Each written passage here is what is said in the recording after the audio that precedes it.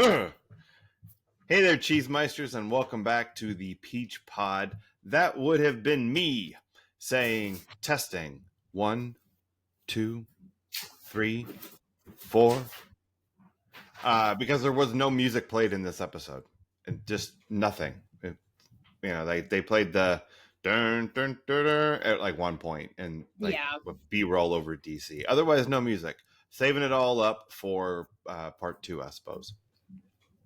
Which makes it even weirder that until quite recently, this episode wasn't streamable. Yes. Maybe it's because it's connected to part 2, and it would be like weird to be able to watch part 1 but not part 2. But it's no music at all. But it was not available. Yep. Anyway, I am Jeff, and I think Senator Boxer just walked in. And joining me on the other end of the internet, my host. I'm Leslie, and I saw Ariel eating a hot dog with David and lost my appetite. Ariel was auditioning. Okay. Talk about it. David, tell me about Ariel. For work, something else. I don't know. She was showing off some skills with that hot dog. I mean, I'm sorry. I noticed. Ariel. Look, this was all porn setup. This whole episode. It was a lot of it, yeah. So Ariel is Kari Wurr, who is a smoke show. Just oh my god, as hot as 1994 me found Lucinda. Kari Wurr was like next level of that, and you put them both in the same episode, and there might be a reason I like this episode. That's all I'm saying. She's very attractive. Yeah. Anyway, this week, Cheesemeisters, we are talking about season 4, episode 31, Mr. Walsh Goes to Washington, part 1. Original air date May 25th, 1994. Did you throw up in your mouth or throw something this episode? Well, Cheesemeisters, in a fun change of events, Walter threw something. Oh, no way! Tell me. Yes way. Before I could even react, because one, as soon as Brenda was talking to Roy, I was like, this is about to be some bullshit. I know it. Okay. All right. And then he says, have you ever heard of the Royal Academy of the Dramatic Arts?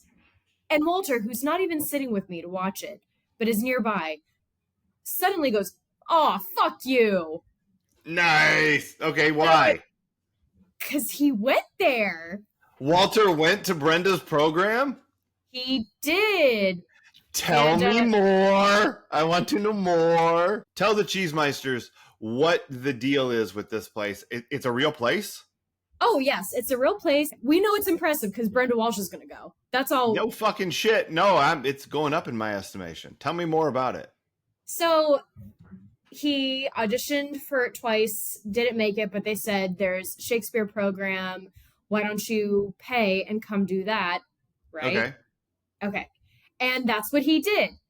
Okay. So he's awesome. Hire him. And then also hire me. This is a very real thing. Okay. So was his reaction, I auditioned twice and didn't get in, and this bitch gets in without even having to audition? Was he like angry at her? Because I would support him in this anger. We both were. And hold on, he's making Cousin Bill, he's making Stefan face hands at me, so I have to interrupt this program. I need Jeff, because Jeff just asked you if it was a real thing. Yes. I need him to know that it's the world's most prestigious acting school above Juilliard. Wow. Very cool. All right. I mean, I wasn't like applying, you know? Applying. Also, the stuff we don't know about sports would make Jeff do what you just did. Fair enough. So, but nicer. No, it's okay. Sometimes I don't know stuff. It's all right. And it's I'm not amazing. worried about it. Just like when I didn't know that the Beatles rooftop concert was a real thing. Yes, my head exploded. It was okay. We're here. We made it. So yeah, we were both pissed that she's just getting this offer. She just gets in. It's fine. Come on, Brenda. All you gotta do is You have no ring a training. dingy. You have one No, lead. it's how you get the training. You go to school. What do you? I I mean, don't get yes, but my God. it. It's almost like this is a ridiculous television show where fake things happen. Ridiculous It's almost fake like things. they needed to write off this character because we Uh-huh. fired the actress. Yeah, But we want to give her a decent send-off. and we have to have something. Like there has to be. She just can't be poochied. No. Okay, you don't know poochied, so No. I think we've talked about this in a couple Yes. of other circumstances. So when the Poochie character is like a dud and everybody hates it, they have to get it out of the show really, really quick. So they don't even bother writing a story. It's like in the middle of the one they're recording. They're like, "What's going on, Poochie?" And they just overdub him going, "I have to go back to my home planet now." And they lift him out of the frame. And they're like, Poochie was from another planet? It's like, yeah, get him out of here. So they couldn't Poochie her. They had to, they had to give her a story. I mean, and it's even being minimized to a summer program, which I'm like, did they lie to you all and make you have hope that she's coming back? I think they wanted an out. I think they wanted it to be where if I don't know, whatever, the tides turned and everybody decided they wanted to get along again and, conditions weren't, who knows, then Brenda could come back from the summer. So it was an interesting time, like to know that she was leaving the show. And I wasn't even watching the show at this point. Like, it's just, I thought this show was dumb because it is. But we love it. So I wasn't watching it. I didn't start watching it until the beginning of season 5, and that was to make fun of someone who liked it on purpose. So but I knew that Shannon was leaving, and by the time the new season was starting, I knew Tiffany Amber Thiessen was coming. And everybody did. But the story was Brenda leaves for the summer. And so they give you a cliffhanger-y kind of situation. Yeah. That's what I figured. Because I immediately picked up on, like, they have a summer program. And I went, oh, I think it's going to be a lot longer than a summer, honey. It might be. Yeah. Okay. So I love that we had a direct familial connection to Roy Randolph now. Now what I want to know is when Walter was there, how big the picture of Roy Randolph was in the hallway. If this dude can pick up a transatlantic phone call and get Little Miss Minnesota here in the summer program, that guy's got to have some pull. So I feel like, how when you go into the Union and you go up the stairs and there's that huge picture of Herman B. Wells looking like Andy Rooney. And it's like 2 people tall. It's gigantic. Like, that's what I would expect of Roy Randolph in this place if he had that kind of pull. Maybe they do that for the 90210 fan perspective students. For anyone else, it's just behind a curtain. How amazing would it be to go there and see a picture of Roy Randolph? And know that the only reason it's there is as an inside joke to people who like 90210. That would be the greatest thing ever. Jeff, I have an idea. Because we've talked about how we need to do a 90210 location trip. Yeah. Now we need to include Rada, and we'll take with us a picture of Roy Randolph and put it up in the main building. This is where I wish that we already had like millions of followers. Yes. Because if what we would do then is marshal the armies of the internet to get a picture of Roy Randolph hanging there. Because that is a thing that could and should happen if this is a just world. For the one person who might, do we have any listeners in London or in England in general? We have a small listenership in England.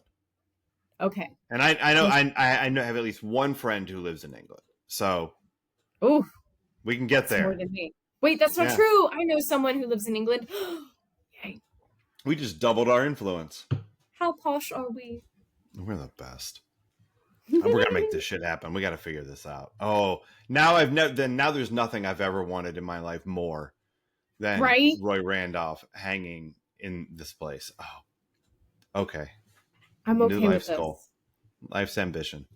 What a weird mood we're in, but I'm for it. All right, so here's what happens in this episode. It's the Mardi Gras, and this. Okay, I have two questions to ask you about the Mardi Gras. I haven't even said one sentence about what happens in this show, and I have two questions about the Mardi Gras. If people are listening to this episode, they absolutely know, but go ahead. They know. One, this is not a Mardi Gras, is it? No, this is. And two, this carnival looks fucking awesome, doesn't it? It does look fun. It looks very much like the one at the end of Grease. It has exact head placement, like photo. I don't know what you call those little stands, the little your face insert, but they have the exact one that Marty and Sonny are posed up behind. The nipple pinch. Yep. Weird. That one is weird. Why are you doing nipple play to a gorilla? Because nipples are an erogenous zone. Come on. They are, but no, I don't want to. Not just for women, for men, for gorillas, everybody. Everybody likes a good nipple clip. Injured. Well, I'm not suggesting. I think that like a gorilla to a gorilla, that would be okay. No, that's absolutely a gorilla. Person to a gorilla, you're going to get your head knocked, and that's a bad idea. Don't do it. But in a cardboard cutout, fucking A. So like the world's most awesome carnival is being set up, and David and Donna are on the mic because there's no one else who can be on a microphone, and they're calling the action along the midway, which is great. Keep doing that, I think. Babyface is coming tomorrow. Hey, there's Ariel setting everything up. This is gonna be awesome. What's Ariel doing here? What do you think Ariel's doing here, Leslie? What do you think's going on with this Ariel chick? She's hot for silver. Yeah, she seems. She wants that silver bullet.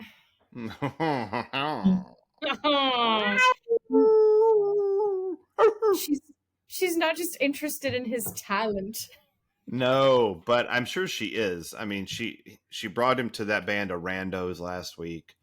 And wait till she sets him up with next week. It's going to be. Oh boy. Ariel she is good at her job of whatever her job is. It had something to do with getting people on guest lists, as far as I can tell. So she's there hanging out, and but they got to leave in just a minute. Their volunteer shift is up, and they want to go visit.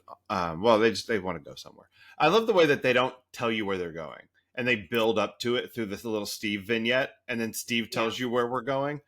The keg men are filling a giant pool full of mud because there's going to be a mud gladiator situation where it's like a challenge a keg man and money goes to charity or something. I'll say this in favor of the carnival, which again I've already said is like it's not golf and stuff, but it's close. Like this carnival looks fun. I was just gonna say, is it golf and stuff? Yeah. It's not quite. No, it's not quite golf and stuff, but it looks pretty good. I lost my train of thought because I thought of golf and stuff. Okay, I don't remember where I was going with the other thing, but right. But yeah, they're testing out the mud and making sure that it's safe and soft enough. And Muntz is there. God bless him, talking about food. Do you love Muntz yet? He's fine. Why do I need to love him? I mean, you don't have to, but I think you're just gonna at some point. You just be like, yeah, I do. I love Muntz. I got that. I mean, his face is adorable. Like he's going for shtick, and I'm for this actor. He's just like, oh, I know how you were writing me, and I can play to it like a king. Yeah. It's very silly. Because he's not even, this is what's so sad about the 90s or anything older. He's not even like a heavy dude, you know? No, he's just a guy. He's just a guy. He's just not, you know, college ripped like these dudes. Right. Yeah. Yep. No, Muntz is great. Love Muntz. Muntz is a hunk of love. Leave him alone. That's Steve. right. That's right. And when he's all dipped in mud like that, he looks like a little chocolate teddy bear. Nom nom nom nom. Want to eat up Muntz? Oh my God, you are to Muntz as John Oliver is to Adam Driver. Maybe a little bit. I just think Muntz is cuddly. I know. Yeah. Everyone has their type. Yeah, sure. But Steve is like, no, I can't stay and fill this giant pool with mud. Because we're doing that. I have to go to the hospital. And so then they all go to the hospital to visit Andrea, who has had the baby, C-section, emergency C-section. What do you think about this whole Andrea setup? Because I was thinking about it a lot as I watched this episode. Because what happens is she has the baby and she's worried. And the baby's very small. And, you know, Jesse comes out and announces that the baby was born to the gang, who's all hanging there. And he's congratulations and proud dad. But the minute it's just him and Brandon, he's like, Brandon, I'm nervous. This baby's very, very tiny. I'm worried it's not going to live. Andrea's worried. It's very tense. I don't feel like the baby's ever in danger as a storytelling device. Mm-hmm. But I do think that I think it's interesting that not only did they tell like a full to term teenage pregnancy story, but they decided to end it with a premature emergency C-section. Like for a reason. Like they chose to tell that kind of birthing story. And I think that's interesting. You know, hearing you talk about it, yes, it is. Like I hadn't thought about it, but you're right. It's just interesting to see a teenage pregnancy story told this way. Like, yeah, it's not the typical horror element of like you will get pregnant and die. Like, no, right. she's in a loving relationship. They want this baby. They're both logically worried, but like, and granted, I don't know nothing about birth and no babies. You know, but I feel like it's common often for young mothers to have premature babies. Is that right? I mean, it's certainly not unheard of. I mean, Okay. I don't have any idea what statistics are on these things, but I mean, yeah, no, there are premature births every day. Yeah. Again, this is just my lack of knowledge and experience, cheese meisters, bear with me. But like, because yeah, like you said, there are premature babies being born every day. And because I am in the year of whatever, 2025, I'm thinking, well, that seems pretty common. They have, like, that's not as big of a deal now, or maybe it still is. I don't know. I know medical advancement is not where it should be. But seeing Andrea last episode be super worried about the prospect of it being premature and seeing their worry continue. I mean, it makes sense they're worried. It's not something I have thought about. Sure. You know, it's not something I would know to be immediately worried about. Like there are so many things that could go wrong, but again, I have not had to think about that. Gotcha. Yeah. It is very like you're worried about all of it. Yeah. You know, at least a little bit when you're approaching, you know, your child's due date, you know, and this is from the dude's perspective. It's not, you know, I'm not even the person going through it, but you know, you do like, you steel yourself for these possibilities and you try not to live there in that worry because that's just a horrible, miserable place to be. But when you have a baby that is in intensive care, it's nerve-wracking. We went through that. It wasn't nearly as serious as this. He just had a little fluid in his lungs, but they had to take him in there, and he had to stay a couple of days, and until he could like take the, he didn't have the full respirator, but he had like the nose things. And he was there for a couple of days, and I was never nervous about it, because it was like, the way it was explained to me is like, this is really common. Don't worry about it. He's fine. This is what we're watching for, and all of that. And it was great. But there were babies that had been in there for months, and their parents were coming and going every day. And it is an incredibly stressful situation for people to be in. And it carries with it like a myriad of possible emotional responses. You could, you're definitely going to feel worried. There could be strain on the relationship, the way that Jesse and Andrea are seeing. There could be like guilt, or like self-blame, or blame the other. I mean, all of this shit could be true, and they could have just said Andrea had the baby, but they added this very specific kind of drama to this story. And I'm not criticizing the choice. I think it's an interesting choice. I'm kind of curious as to why they wanted to go that way with it. So my thought is, I think these writers are eager to write more adult storylines. Yeah, that feels true.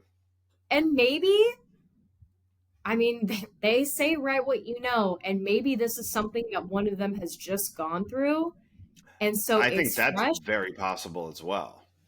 Because you're right, like it's not a bad storyline at all. It very feels personal. It does. It feels very true. Like, I worry that I've been sounding insensitive, but it's just when you don't have experience, you don't know what to put on it. All of this sounds logical to me. The fear that she has, the fighting that is happening between them, because again, they're exhausted, they're not in their home. They just want to take their baby home. Like when she said that she, as long as they'll let me stay, I'm not going home without my baby. It made me think of those poor moms during the pandemic who probably couldn't stay there while their preemies were born, or whatever else had them in the NICU. So all of this seems very personal and true. It's probably one of the most logical storylines they've had on this show so far. Yeah. You know how you can tell that it's like a holy shit storyline? They let Jesse talk to 2 other people who were not Andrea. Well, and her 2 exes, which was really funny. But yeah, you're right. That was funny. The way he was connecting with them, I thought, granted, I've seen photos, so I know he sticks around for a bit, and maybe he's in the opening credits, but like he has clearly, whether it's this actor has formed a bond with the cast, or just they're really good at portraying this gang has let him in. And it's really quite lovely, considering they seem to wreck everyone else's lives that they come across. Total chaos for everybody else but Jesse Vasquez.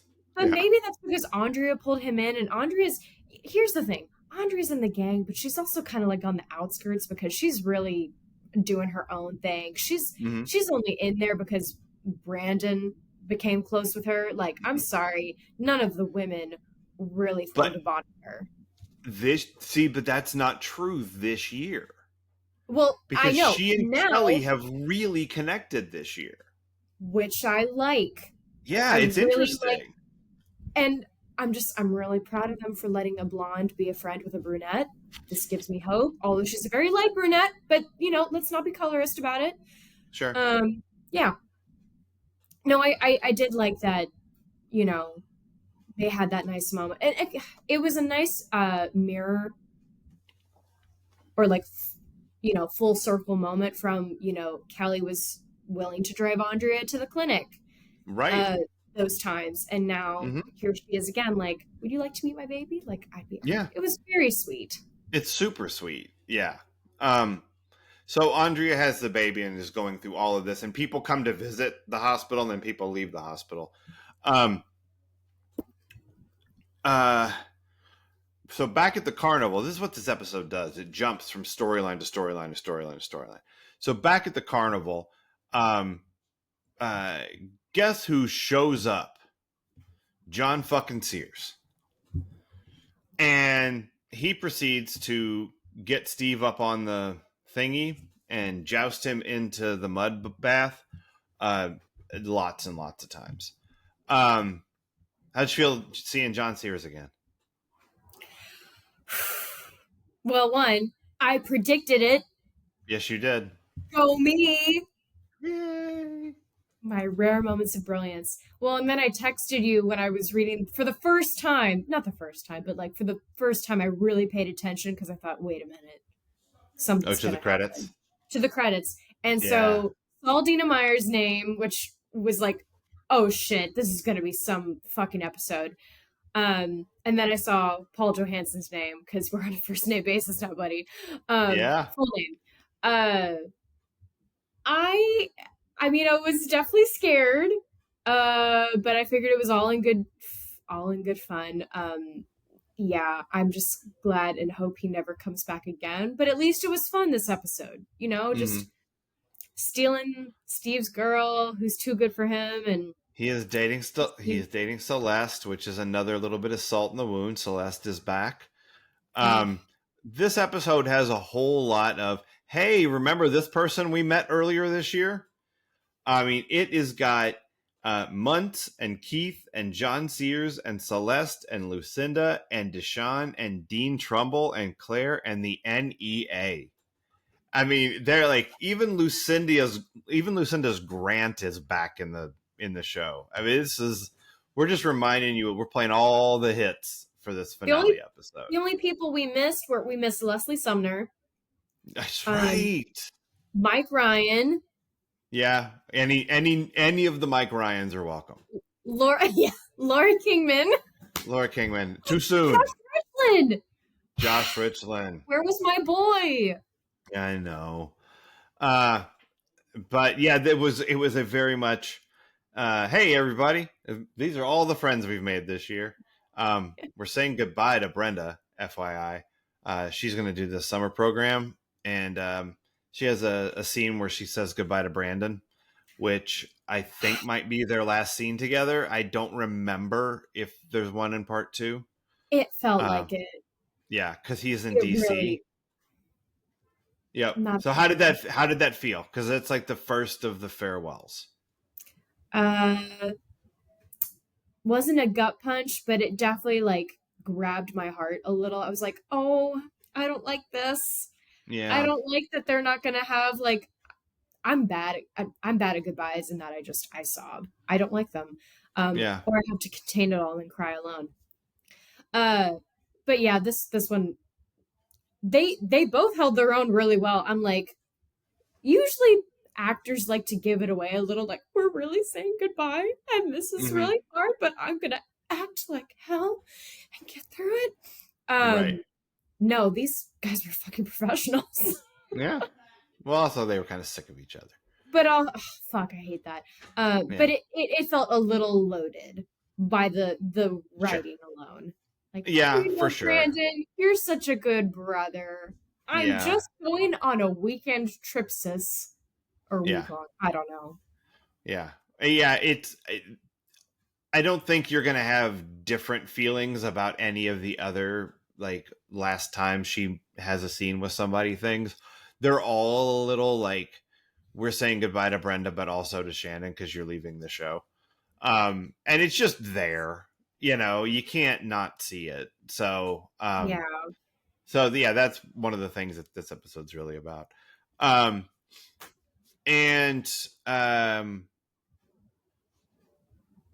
Brandon hangs around, sees Andrea, takes the red eye, lands in DC, and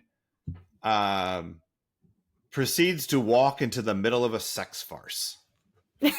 Yes. Because Claire is there, pretending that she wanted to visit the Georgetown or whatever. But in reality, she wanted to like visit Bone Town, and with Brandon specifically. And so she's like hot to trot, throwing herself at Brandon. And Lucinda is there, charming the pants off Dean Trimble. And then Brandon walks over and makes it fucking weird. No, I wore a dark suit. I know, what a weirdo. Between him and Chancellor Arnold being like, oh, don't listen to Claire. She's been looking for you all morning. Shut up, Dad. And Brandon on the elevator coming back with the, like, just let's make this elevator trip awkward. And I love that they keep taking shots of Trumble's face. I know. Okay, to be fair though, Lucinda was that asshole bringing up the study about people riding in elevators. Like, just fucking let us ride in an elevator, man. Just shut up already. God. But then Brandon's like, funny me. I looked for the numbers of the floors. I know. God, he's such a lame stain. Why do you want to lay him? I can't love Dean Trumble's face enough when he gets off that elevator. He and Chancellor Arnold are having so much fun, and I'm enjoying watching them more and more, because you know they're both just like, man, we're in a fucking teen drama, but you know what? Get that word. You know what I wish would have happened? Alternate universe. I wish that seasons 5 through 8 were narrated by Chancellor Arnold and Dean Trimble as they walked along and were like, look at the crazy shit that happened this week. Yeah. That would have been so much fun. A little Stetler and Waldorf just like throwing shade at everything. Oh, why did I just improve 90210? But can it also kind of be done in the similar vein of Delicious Dish? Like just like a real NPR whisper. So this is what the students did this week, everyone. My daughter it's gotta be threw herself at this guy. But it's gotta have that Chancellor Arnold Dean Trimble energy. And when anyone does anything that makes anyone else uncomfortable, they cut to Dean Trimble's face reacting, going, I know. I want more of him and Chancellor Arnold together next season. I do too, and we're not gonna get it. Like, that's not how the show works moving forward. But I'm so sad. This is like when that girl at homecoming pointed out that I could have had a second donut, and I was like, I thought I had the perfect treat, and now I have the less perfect treat. So Brandon is like. He's like, oh, Chancellor Arnold, I got 30 minutes before I have to give a speech. I'm going to go up to my room like a psychopath. And nobody does that. If you have 30 minutes, you have time to go to your room, you loon. Thank you. I feel less. And he gets up there. No, Brandon is a weird traveler, y'all. He's totally out of whack with the time change from east to west on the red eye, and that's reasonable. 3 hours, yeah. That's a lot. But he goes up to his room, and I don't know what his plan is in that 30 minutes. Rub one out. He said take a nap. Which is bullshit. That's a terrible idea. Because you're going to get up. He has to give a speech. Yeah. And his face is going to be like... and his hair is going to be like kicked off to the side, and he's going to have to re-sculpt. Like, there's no... you don't have time for that. There's no napping. But also, Claire happens to be in his shower, which, okay, great.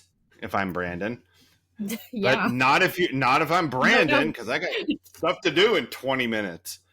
And so he leaves her there, but she wears him down. He's going to come back and give her what she wants, what she really, really wants.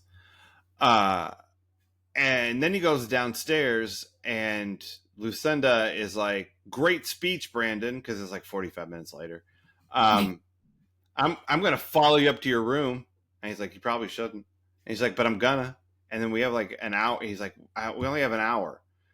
And she's like, it's an hour. And he's like, nope, not enough. You can get a lot done in an hour. Yeah. You can't get it all done in an hour if you're 22. Forget it. There's a lot. There's a lot going on. It's gonna take a minute. But Brandon is like, you can't come in. Claire's there. It opens the door. There's Claire. There's Lucinda. They get to thinking. They do. They're thinking about things. And Brandon, look, here's what this episode's really about. Brandon, are you fucking this up? Dude. Brandon, Jesus fucking Brandon! I know. I was a little annoyed too. I'm like, dude, they were both giving each other the eyes. Like, you're hot. Listen, lady, I can't wear him down alone. Wear him down with me. You remember how everyone reacted when Brandon got the pigskin prom canceled? And he was walking down the hall, and they were like, Brandon! Brandon! Yeah. Brandon! I'm all of those people right now with him fucking this up. Yeah, I did. I'm so angry at Brandon because it just feels like he's going to step on his dick here. And this is like, and not for nothing, but Kelly's coming out, I think. Yeah. Oh, she totally is. So this could be you meet the president and this? Brandon! You did it, dude! You won college. Oh, congratulations. Like, he won college in 1 year. He did it all the things. He didn't say everybody's live, but give it a minute. Yeah. And he's this close to the goal line, and dude's gonna fuck this up. Yeah, he's like, I can't remember what the period of time is for Reaganing, which is something that Jack Donaghy. There's a whole thing in 30 Rock where Jack's like, for an entire year, for like maybe it was like for the entire year of 1984, Ronald Reagan didn't make one mistake, and he calls like that. He's like, I'm trying to Reagan the day, like just get through the whole day without making a single mistake. So like Brandon had a chance to Reagan his freshman year, and I really think that he's gonna mess this up. And then he goes down to dinner, and they talk about the Custis Lee mansion. And he is Claire and up. Yeah, dude, Brandon. Why are you at this dinner? Right. Actually, no. I understand the need for snacks. I understand. Like, look, if I'm hungry, fuel then like, I'm gonna need to fuel up first. Come on. Mm-hmm. No, that's fair. But Lucinda's like, how great, by the way. I hope that you got the music cues that I got during that dinner scene. Yeah. Because it was such porn music. It was so funny. It was. Like, Lucinda's ordering the oysters, and it's like, wow, wow, wow, wow. And then Claire's like, I want red meat. And it's like, and then like both those sounds come in together, and it's like, oh my God, this is so funny. Yeah. So yeah, they're laying it on pretty thick. And I love the whole thing. And that's where the episode stops. But what was this really about?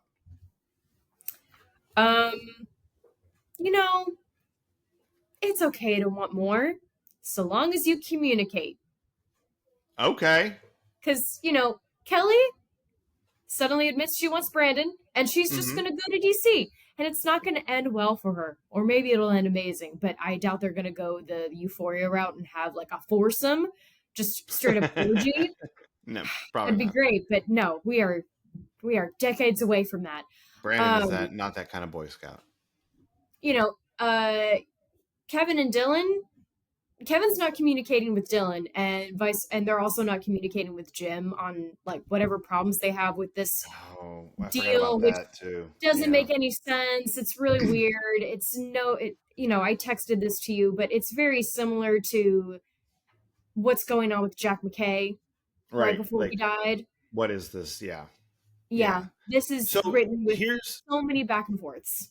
broad strokes. My understanding of the thing is Jim has got together a pool of investors, and his company is going to put together this deal where this pool of investors invests in Kevin's business, and they all, get their percentages out of it and whatever. And they all seem pretty excited about it. And Kevin is like, Dylan, do you see how hot this idea is? Why are we cutting them in at all? Why do we need their money? You have $10 million or whatever you have. You could just fund the whole thing, and then we keep all the money. Jesus. Like, this is how much they want it. Like, maybe we don't go that direction. So he's thinking that's the actuals of and so they haven't signed the contract. So Jim's getting nervous that more people are just fucking with his money, which, I mean, you're Jim Walsh, your money gets fucked with. That's what happens. Yep. Oh, also, I don't know what's happening with David and Donna. I don't know why they're together. You still want to get laid, buddy, and she is still not ready to do that. Mm-hmm. And he has been ensorcelled by the blind piano teacher, and now this music intern apprentice lady, hot dog enthusiast. Jumper. Yeah. Like, she loves a footlong. He may want to be with Donna, but he doesn't want to be serious with her. Like, and so it's one of those situations where I feel like they just have these people together because we're supposed to be rooting for them. Their end game. Okay, well, it's really shitty to constantly be writing one half of this Romeo and Juliet to be constantly looking another way. Right. Yeah. So, like, he clearly wants more, and he wants to be dating other people. Right. Like, but he's not saying that. So there's a lot of, I want more. Isn't that enough? Like, no, tell me why. Talk to me. Right. Mm-hmm. Yeah, no, that's not happening there either. You're right about that. I had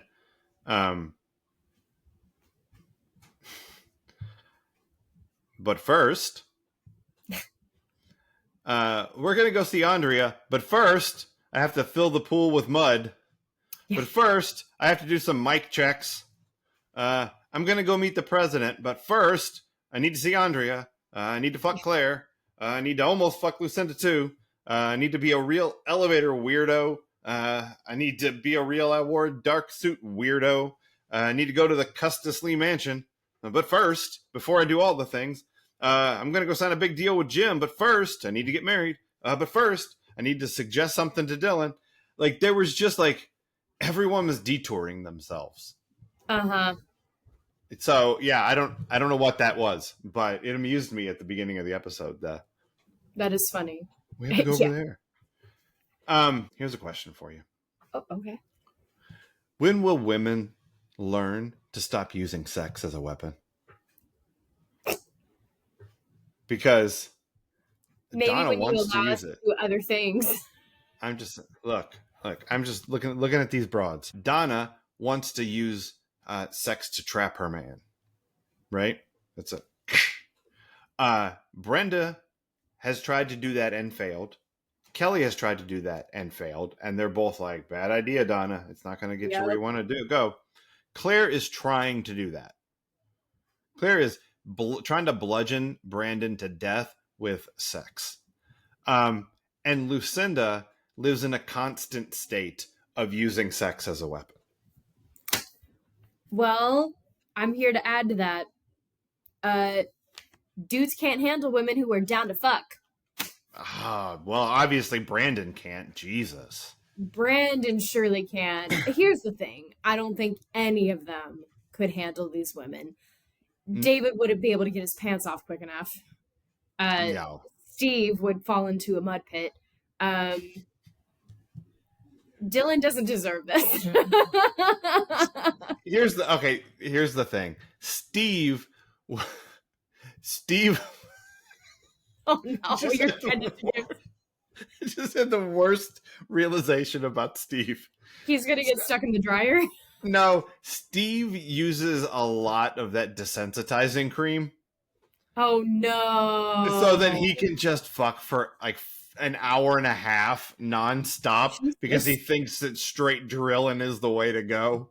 Like, oh God, am I wrong? I'm No, 100% right that that's who Steve is in bed. you've got it right, and I'm so sorry to any woman who's been with this character. Yeah, so it's so Steve could last, is what I'm saying. But he would think he was doing like a great job, and really he was just hurting people. Jesus. So, yeah. He might be entitled to some compensation. Yeah. Oh, They're like God. 4 hours. See a doctor. Steve's like 4 hours. Give me some Gatorade.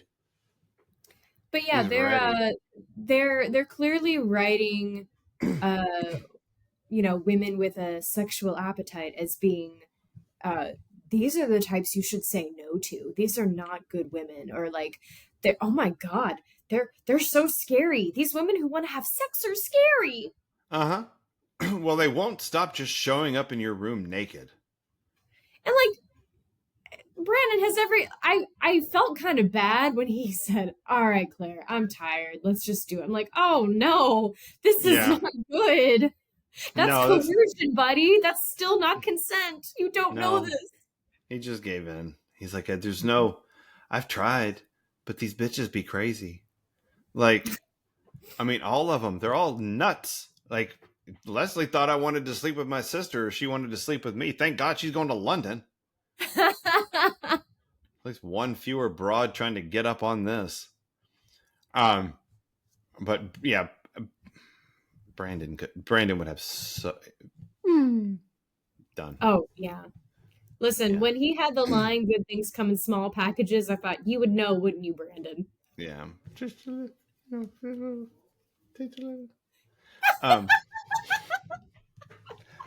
No, no.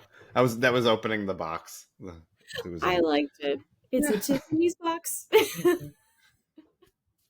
Man, Dean Trimble. I wrote his name down like 3 times in my notes because every time his face was on screen, he was reacting awkwardly to Brandon, and it killed me every time.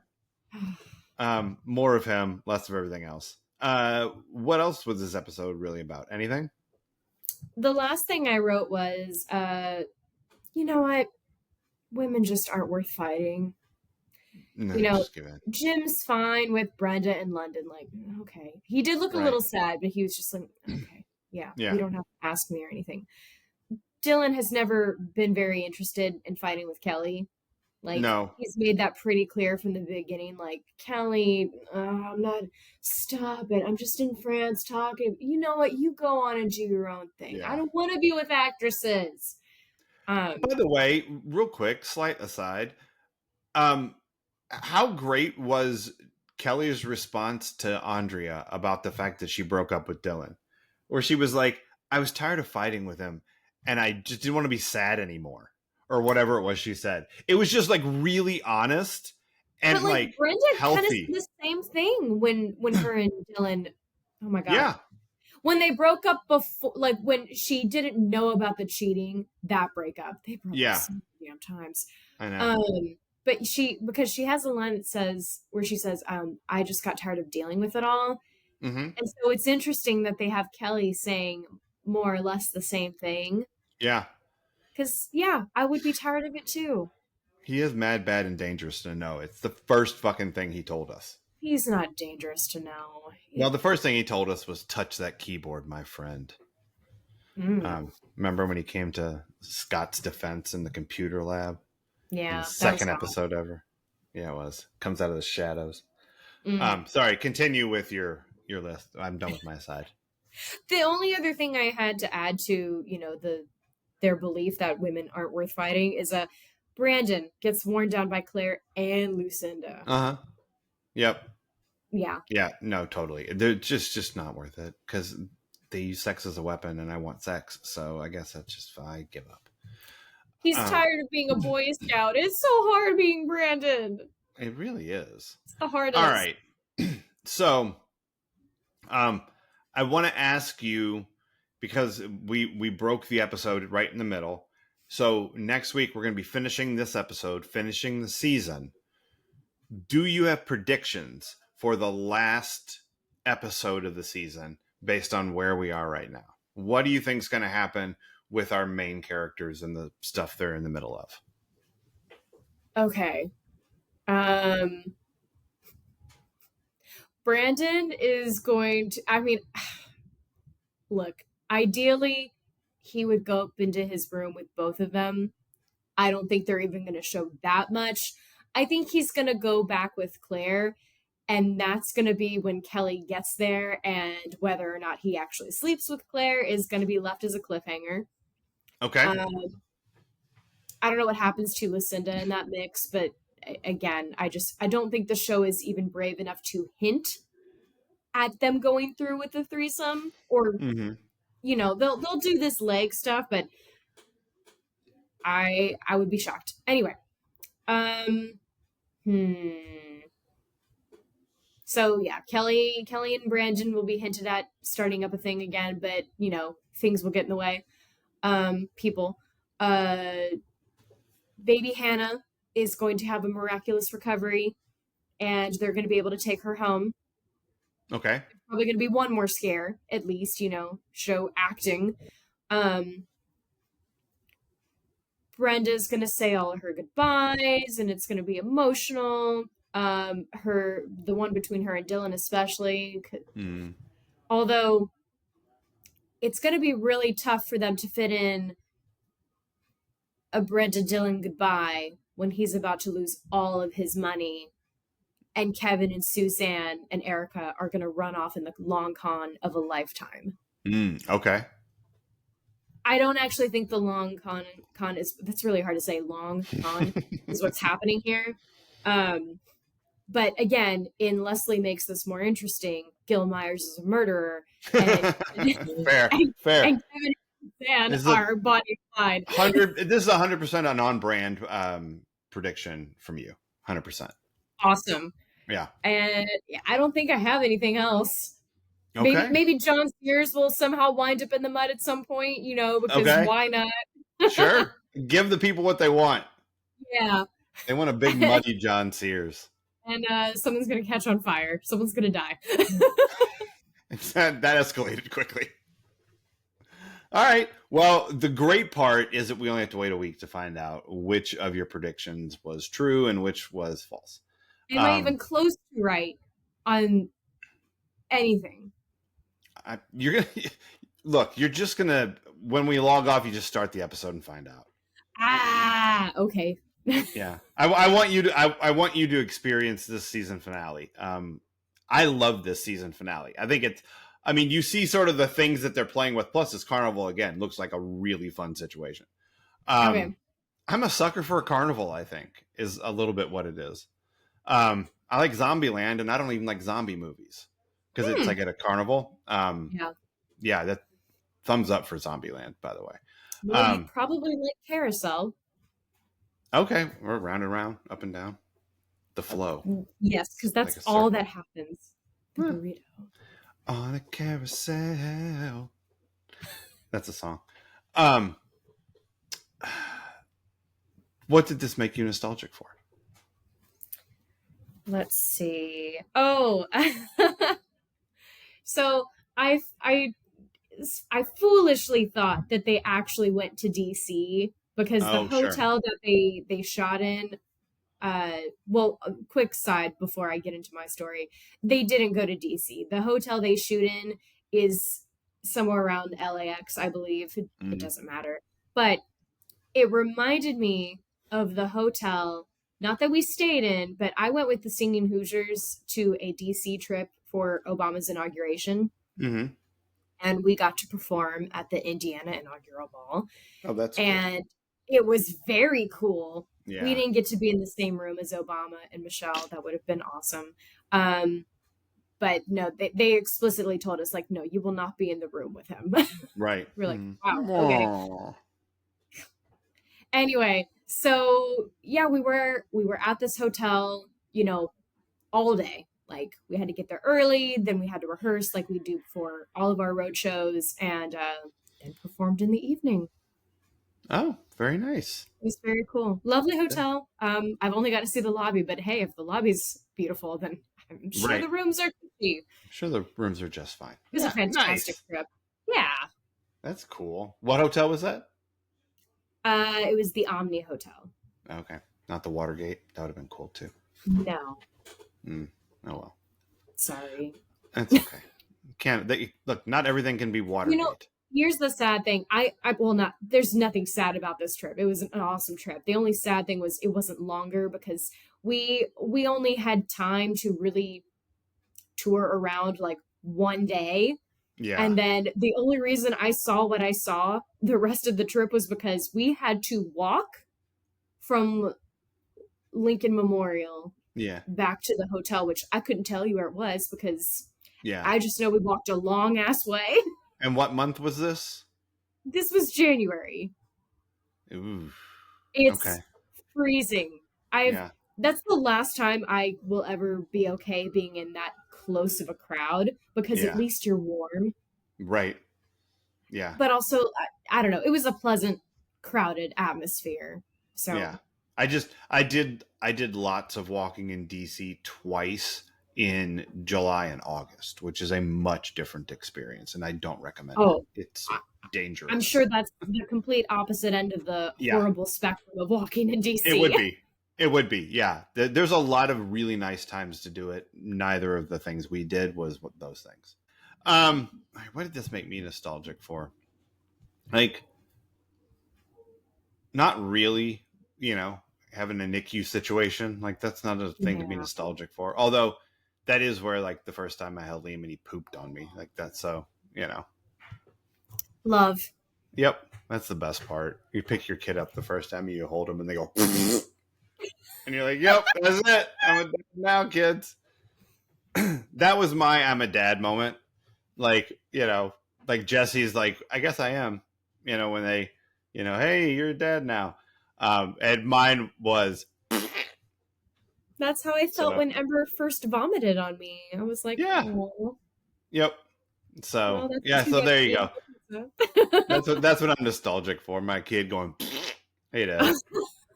Gross. It's fatherhood, man. That's the way it goes. All right. Who is your Steve Sanders Memorial worst person of the episode? Oh my God, this is so hard, Jeff. No one was really bad. Like, even John Sears was just like, ugh, you're here, but you're not being the worst. Like, because here's why John Sears almost doesn't get the worst person, because he pushes Steve into the bed where Steve deserves to be. We'd all enjoy that as well. Yeah. So, I don't know. It's like a half-hearted John Sears for me. I don't know who else. Right? It's like, I hate you. Yeah. I give it to you and Gil Myers. Just extras. Oh my God. If I see a whiff of that man ever again in something, I'm going to chop my laptop. I'm giving it to Brandon because I'm pretty sure he's fucking this up. That's fair. Like, just, come on, dude. And also, for the way you made Dean Trimble uncomfortable on multiple occasions, where the dude's like, yee. Knock it off, Brandon. That's what I say. All right, I think we did it. We did. We have one episode to go to finish season 4. Damn. I know. How do you feel about that? I mean, I know that we've got the Shannon of it all, so like that's a different thing. But like, 4 seasons. I feel like I've been on a fucking journey. I'm telling you. And it's just about to rocket ship versus Bloodhound nose. I mean, it's gonna. I mean, you can't do it, but if you could. Do you remember? Do you remember when we started season 4? It would have been like at the beginning of this year. We recorded So Long, Farewell, Auf Wiedersehen, Goodbye on March 16th. Wow. Yeah. So, I mean, and for the people, It's November the 2nd right now. Yeah. So it takes us about 8 months to do 30 episodes like that. So it's wild. Yeah, yep. it's been a hell of a time. It's been a journey. Yeah. It's just gonna get crazier. I know. Speaking of crazy, though, Cheese Meisters, join us here on Friday when we are going to watch Foundational Text. We're going to watch The Jerk because there's a carnival. And Naven R. Johnson works at a carnival. And it's one of my favorite movies of all time. And I'm going to so love watching it and talking about it. So, yep. So join us here on Friday when we watch The Jerk, and then join us here next Wednesday, Cheese Meisters, when we watch season 4, episode 32, Mr. Walsh Goes to Washington, part 2. And we see what predictions of Leslie's came true and which did not. I'm excited about all of it. Yay. Me too. Yeah. So until then, Cheese Meisters. Bye. Bye.